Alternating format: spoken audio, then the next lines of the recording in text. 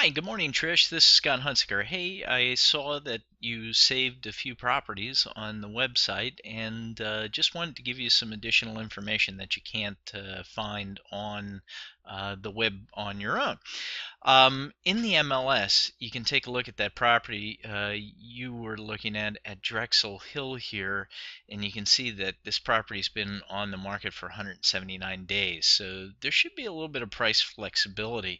One of the other things we can see here is that in the history, we can see when they made price adjustments, and so far out of that 179 days worth of marketing time, they've made no price adjustments to this particular property. So it probably has a little bit of room to come down. However, one of the other pieces of information that we can get is how much they've taken a loan out for on this particular property.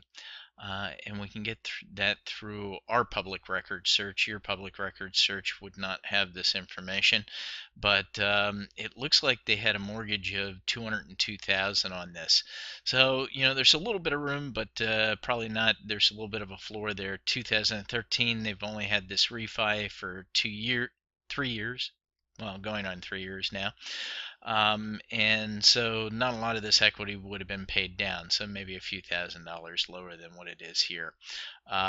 So that gives you a few details on the Drexel Hill property. You can see that it previously sold at 239,000 back in 2007. They did have this listed last year, and it actually expired, but they tried selling it at 229,000 and weren't able to do that. So if we go back here to the MLS listing, there's some additional information here too that you might want. If you do, just send me a quick email. Let me know. One is the seller's property disclosure. This gives you all the details of stuff that they know that might have been an issue with the house. How many people live in it. It's required that a seller's property disclosure is filled out for every property, and so with the exception of estates where somebody passed away, then they get a pass. So this gives you some additional information on things like the roof, the attic, the basements, the crawl space, etc. Whether they had termites and wood destroying insects. So for example here, water infiltration. They say minor water seeps up from ground during heavy rains, and a few puddles or something like that in the basement. So it's nice to know. You might have a little bit of a wet basement in this particular one, but it doesn't sound like anything bad. Did they do any repairs, to the roof here? So structural items. So 2010, they had a hailstorm, new roof, gutters, downspouts, window casing, soffits, siding. So they did a lot. Paint, the stucco, shutters, columns in the front. I'm not sure what that says, but so there was a bunch of different stuff. Now they talk about all the additions and alterations in here. I mean, some interesting stuff. 2007 floor stairs refinished hardwood. So it looks like they did a bunch of work to this particular property too. New carpeting in 2008. These people were fairly detailed in what they wrote in here. Exterior finishes, 30 grand they spent on that. New fence, 4 gates, including the driveway. New kitchen appliances in 2011. New kitchen floor, new storm door, water heater repaired under warranty. Well, actually replaced under warranty in 2014. So you don't have to worry about the water heater going bad on this one. So if you want to see more detail on this, just send me a quick email and I'll flash that through to you. They do have a video on this particular property. I don't know if you've gotten to see it. It's a virtual tour. Sometimes they're actual videos, sometimes they're virtual tours. This is pictures. Now, the reason this might be of interest, Trend typically allows you to put in 25 pictures.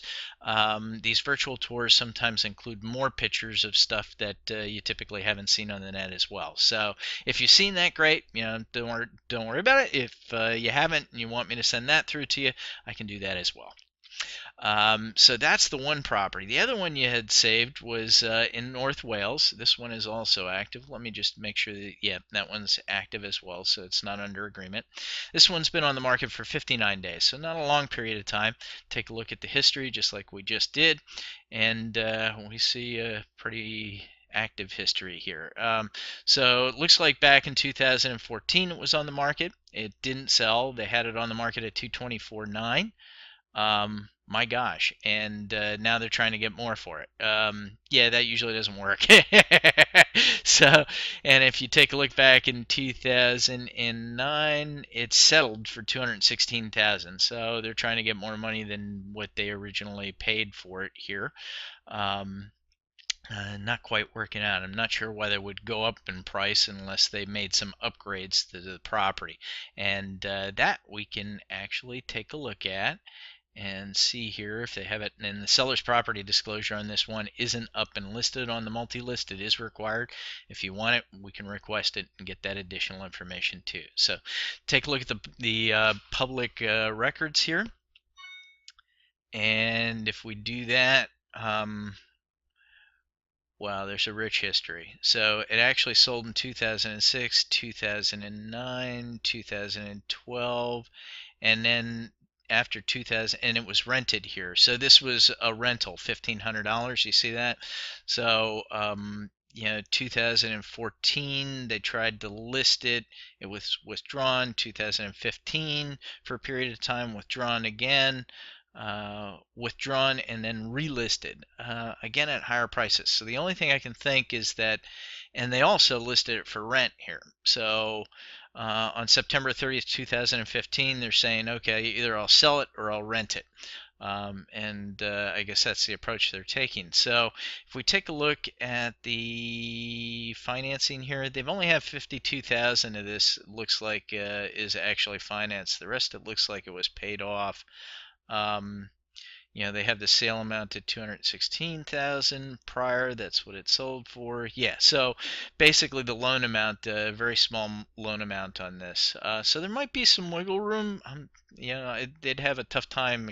They would have to provide an explanation of why they went up in price before I guess I would personally buy this. So that's that particular property. Let's take a look at the third and last one. Bear with me here. And here's the last one down in Willow Grove here. This one has been on the market for 165 days, so it's been on for quite a bit. Again, 230,000 was the original price. They're down to 219,000 now. Seller's property disclosures here. Again, if you want to see it, I can send that through to you.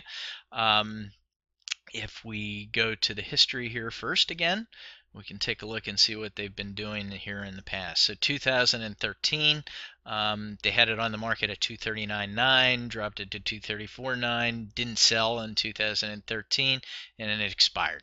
So here they are again in 2015. They're selling. It's on the market at 230,000 and dropped to 219,000.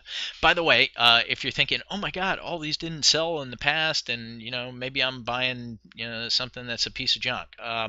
Well, about 50% of the homes that get listed, believe it or not, don't sell. So it's very common for them to come off the market and go back on. And a lot of people, sometimes start at a premium price and just, they're hard-nosed about it, and then they eventually start to drop the price until finally it does sell. So again, this one's down at 219.9 now. Let's take a look at what they originally bought it for. They bought it at 239, so they are under the price that they originally bought it for at 219,900. So they're going to take at least a $20,000 hit, and if they put any money into the house during that ownership period of time, they're taking a hit in that as well.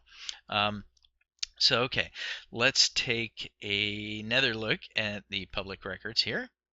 This is only 1,016 square feet, so this is a fairly small home, but see what they owe on it. They currently have it FHA financed $233,465. So guess what? This is a short sale. That means it has to go for third-party approval. So even if they say, yep, you know what, we're going to go ahead, we'd like to buy it, the bank is still going to have to approve that and forgive that amount. So yeah, definitely a short sale. This takes a little bit more time. It can be anywhere from 30 to 60 days to get that approval. So if you're not in a rush, sometimes these short sales can work to your advantage. You might be negotiating a little bit with the owner, and here's what happens in a short sale: either the bank forgives the amount, or they may say to these folks, hey, listen, you'll walk away with maybe a $20,000 or $30,000 unsecured loan, and you pay that amount down over a period of time, and then they go rent another home. So anyway, this is just an example of some of the VIP buyer services that I provide. So if you have any other properties that you're really interested in, you save them. I'll go ahead and do another quick video follow-up on just those properties as well. And of course, if you want to go take a look at them, please give me a call, 484-945-3140. Look forward to talking to you sometime. Either give me a call, just drop me a note, let me know how the search is going, and if there's anything else I can do for you. Take care. Have a great day.